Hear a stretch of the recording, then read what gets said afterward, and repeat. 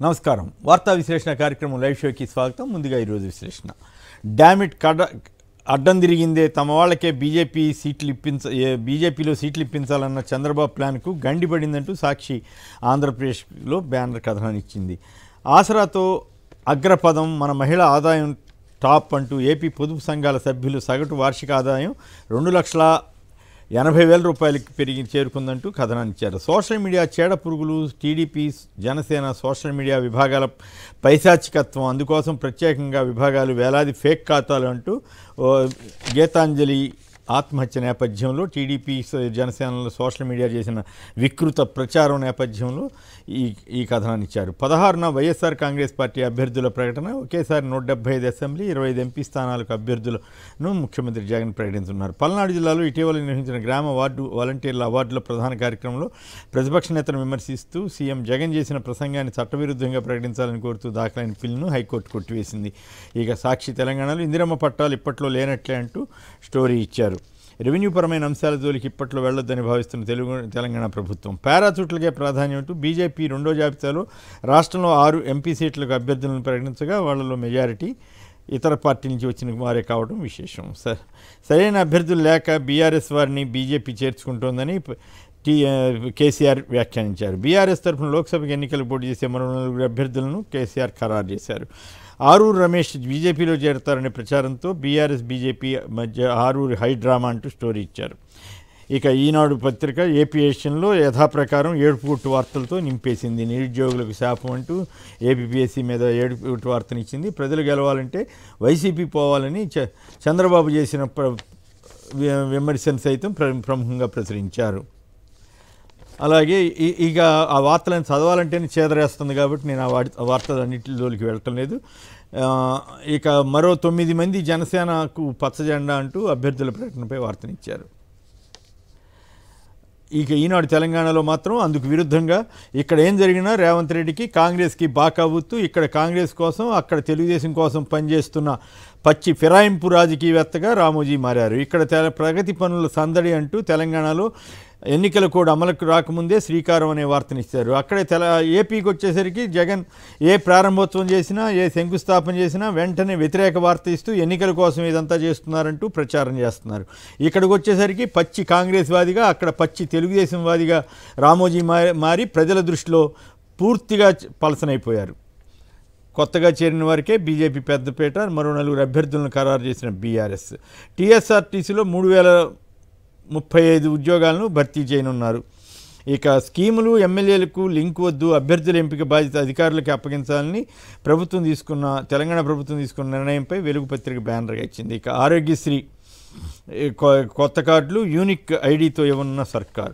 మరో 4 ఖరారు. బీఆర్ఎస్ లోక్సభ అభ్యర్థుల రెండో జాబితా విడుదలపై నమస్తే తెలంగాణ బ్యానర్ కథనం ఇచ్చింది.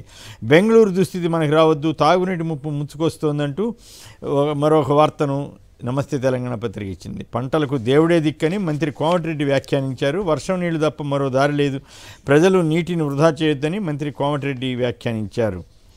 16న ఫైనల్ జాబితా, 18 నుంచి ప్రచారం సిద్ధమవుతున్న సీఎం జగన్ రూట్ మ్యాప్ అంటూ ఆంధ్రప్రభ కథనాన్ని ఇచ్చింది. కాంగ్రెస్ నారీ న్యాయ్ ఏటా ₹1,00,000 ఆర్థిక సాయం, లోక్సభ ఎన్నికల వేళ కాంగ్రెస్ సంచలన ప్రకటన అంటూ కథనాన్ని ఇచ్చారు.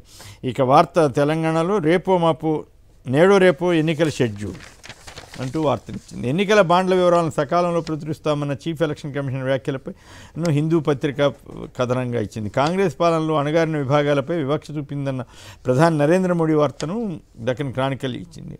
2020 డిసెంబర్లో నిర్వహించిన గ్రూప్ 1 మెయిన్ పరీక్షలను రద్దు చేస్తూ ఏపీ హైకోర్టు తీర్పు ఇచ్చింది. తీర్పుపై అప్పీలుకి వెళ్లాలని రాష్ట్ర ప్రభుత్వం నిర్ణయించుకుంది. ఇవి ప్రధానంగా పత్రికల్లో వచ్చిన వార్తా విశేషాలు. ఇక ఈరోజు ఈనాడు, ఆంధ్రజ్యోతి రాసిన పచ్చి అబద్ధాలు, ఈ ఆంధ్రప్రదేశ్ ప్రజల్ని మోసం చేసే వార్తలు ఏమేమి రాశారో చూద్దాం. చాలా వార్తలు రాస్తున్నారు కానీ అన్నింటినీ ఇవ్వలేని పరిస్థితి. వారు కేవలం ఇక్కడ తెలంగాణలో పచ్చి కాంగ్రెస్ వాదులుగాను, అక్కడ ఏపీలో పచ్చి తెలుగుదేశం వారిగాను మారి ఆంధ్రప్రదేశ్ ప్రజలపై సైకోలుగా మారి వ్యవహరిస్తున్న తీరు, సైతాన్గా మారి ఆంధ్రప్రదేశ్ ప్రజల్ని పట్టి పీడిస్తున్న తీరుపై ఈ కథనాలన్నీ దర్పణం పడతాయి. నిరుద్యోగులకు శాపంగా ఏపీపీఎస్సీ అంటూ ఈనాడు ఒక పచ్చి మోసపూరిత వార్త రాసింది. ఆయన నిజాలు చెప్పి చంద్రబాబు మాదిరే ఈయన కూడా నిజాలు చెబితే తల వేయి వక్కలవుద్దన్నట్లు శాపం ఉన్నట్లుగా రామోజీ బరితెగింపుగా బట్టలోడు తీసుకుని మరీ వికృత నాట్యం చేస్తున్నారు. ఏపీపీఎస్సీని ప్రక్షాళన చేసింది సీఎం జగన్. అర్హతలు, సమర్థత, నిరుద్యోగుల బాధలు తెలిసిన వారినే కమిషన్లో అవకాశం ఇచ్చారు. ఎలాంటి వివాదాలు లేకుండా పరీక్షలు నిర్వహించడమే కాకుండా 4 ఏళ్లలో 78 నోటిఫికేషన్లు ఇచ్చి 6,296 ఉద్యోగాలు భర్తీ చేశారు. అయినప్పటికీ కూడా రామోజీ అడ్డగోలు వార్తలు మాత్రం ఆపటం లేదు. మరి చంద్రబాబు హయాంలో 2016 గ్రూప్ 2 నిర్వహణలో జరిగిన అక్రమాలపై అనేక కేసులు వచ్చాయి. ప్రశ్నపత్రాల లీకేజ్తో పాటు సాయంత్రం 5 నుంచి పరీక్షలు నిర్వహించిన లీలలు కూడా ఈనాడు అప్పుడు దాచేయాలని ప్రయత్నం చేస్తుంది. అంతేకాక ఏపీపీఎస్సీ చైర్మన్గా ఉన్న ఉదయ్ భాస్కర్ ఎంత వివాదాస్పదుడైంది తెలిసిందే. ఎన్ఆర్ఐ నుంచి టీడీపీకి 40 ఫండ్ ఇప్పించిన చరిత్ర కూడా ఉందని ప్రజలు గుర్తు చేసుకుంటున్నారు. ఇదిపై మరొక తప్పుడు కథనాన్ని పత్రిక రాసింది.